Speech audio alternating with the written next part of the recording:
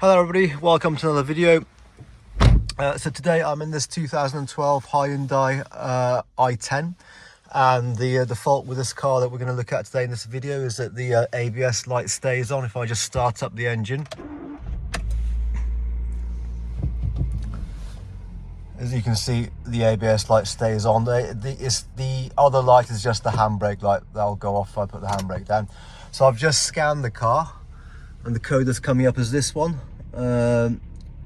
Vehicle speed sensor, rear left down open or short, C1206. So it's probably either going to be a fault with the sensor itself or the wiring. So what I just want to do next is read data stream. So I'm just going to go through and find. So what I want to do is I just want to have a look at the live values from that sensor and maybe the other one, just to sort of see exactly what's going on. I need to find it on the list. So okay, here we go. Vehicle speed sensor rear right, we'll select that, and to compare we'll go vehicle speed sensor left rear. That's the one we want anyway. So right rear and left rear. Okay, that's good. So if we go okay. So what I want to do next is just sort of drive the car, see what's going on with those values.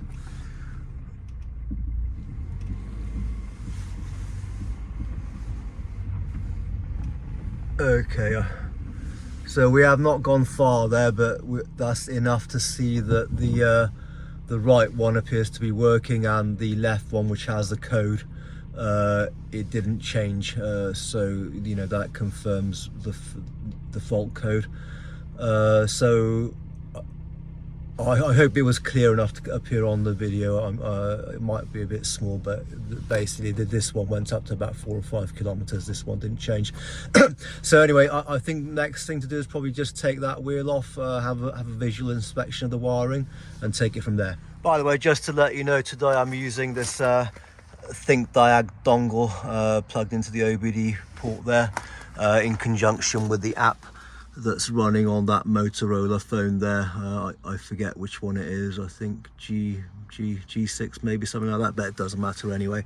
In fact, it works slightly quicker generally with the iPhone, but I'm filming on the iPhone, so that's why I'm just using that one. Okay, so did a visual inspection of the wiring and the connectors and all that seems to be fine. So just as a final check, what I've done is I've basically connected the ABS sensor on that side using this bit of wire to the ABS connector on this side.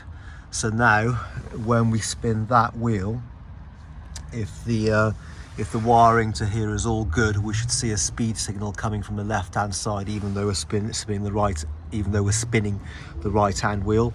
And if indeed we do, that means really that the only thing that can be at fault here is indeed this left-hand ABS sensor.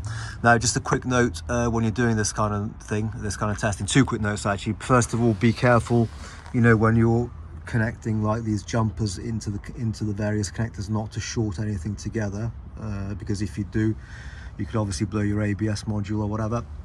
And the second thing to be very careful of is when you're connecting into these female terminals, you need to be very careful not to put anything into them that's going to spread them too far apart, because otherwise you can have connection problems at those connectors. So anyway, having said all that, let's now test indeed where that if and where that speed signal is coming from. Okay, so here we go. I'll try and get both the phone and the wheel in the shot if I can. So if I spin the wheel, as you can see, I'm spinning the right hand wheel, but we're getting a speed signal showing from the left hand side. So that does indeed confirm that it can only be that sensor on that side that's faulty. That confirms that the wiring is all okay. Just a quick final note, by the way, I don't want you to think that I was working underneath the car with it just on these jacks. It is actually supported underneath on jack stands as well, just to clarify. So on these, in order to remove the ABS sensor, the wheel hub needs to be removed first. So, and in order to do that, we need to take the drum off first. So I'm just going to start by taking off this little grub screw here. So the screw is off, and in order to get the screw off, you might find this easier if you apply the handbrake, but obviously then don't forget to release the handbrake before trying to take this off. Now in my case, I've just removed the screw and I can feel that this is already loose, but that won't always be the case. Probably like sometimes this drum might be seized on, in which case you should like bang it lightly with like a hammer or something, should unseize it for you, but in this case it's loose anyway. Okay, so the drum's off, so the next job is to actually remove the hub and bearing assembly.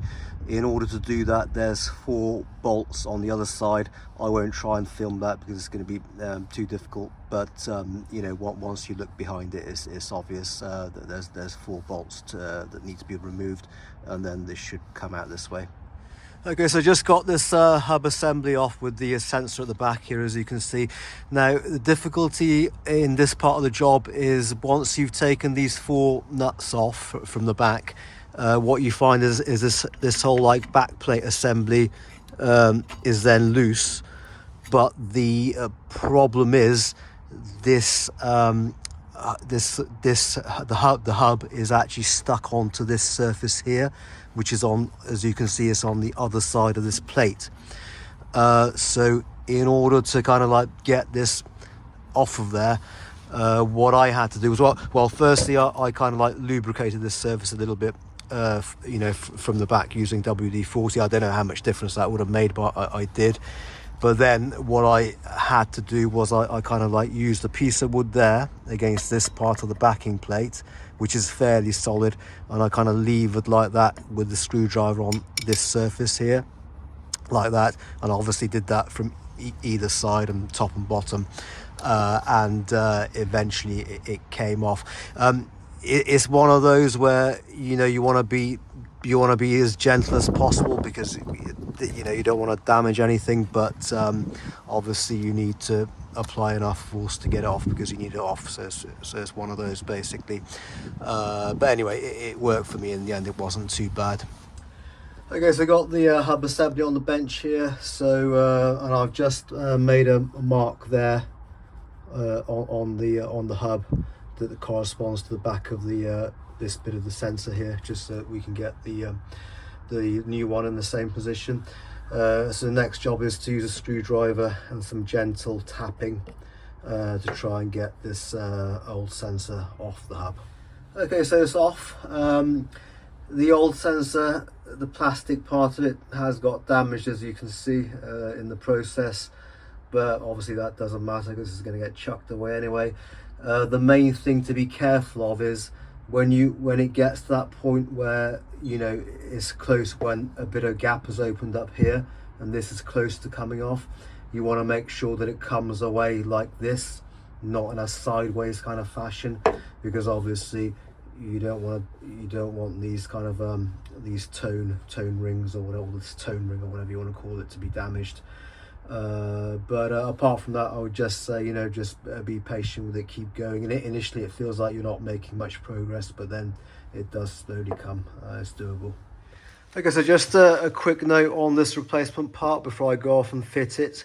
Now, I got into contact with Hyundai to try and get this sensor, and they told me that they do not sell just this replacement sensor. They want to sell you the whole hub assembly at a cost of about £240 with the VAT, something like that. But I did gather from talking to the guy in the parts place that if you take your car in for a warranty repair, they will actually just replace this part. So that made me think, well, okay, you know, it's probably possible to get this Hyundai part from somewhere. And I went online. I did actually manage to find this on eBay, and this is actually, as you can probably just make out, a proper Hyundai branded part. Now, also on eBay you can get aftermarket parts for about a tenner, but me personally, because of so much bad experience over the years, I will not fit, or I do not fit aftermarket parts unless I absolutely have to. So you know, if it was a choice between say paying £250 for you know, for a complete new hub assembly, or messing around with a second-hand one, then yes, maybe I might consider one of these aftermarket parts. But if I can, you know, get one of these for, you know, an extra 20 quid, then I'm always going to do that. So that's what I've done. The part number on here, in case you're wondering, is 52750-1GXX, which does match the one on the car. On the box here, there's a different part number, but I'm guessing because, you know, it's like a superseded part or something like that, I'm guessing that's why the difference is. I don't know, but anyway, that's what it is. So yeah, let's go and get this fitted onto the hub. Okay, so the replacement sensor is on. I used a block of wood and a hammer to tap it into place, obviously making sure it all kind of sits and goes on evenly, which it has. So now it's just a matter of getting this back on the car, and hopefully it's fixed it. Right, okay guys, I had to rush the last bit of the video a little bit because, as you can see, it was getting dark. But I can confirm that the car is fixed. I've just taken it up and down the road. The ABS light has gone off and stayed off. And even though I didn't get a chance to film it, I had also checked the, you know, that live data reading again before I put the wheel and everything back on. And that also was showing a correct reading from that left-hand wheel. I basically did the same check as I filmed earlier, but, you know, this time it was actually showing a reading basically with the new sensor. So yeah, that's it. As always, I hope you found the video useful and interesting. And thank you for watching, and I will catch you all on the next video. Bye bye.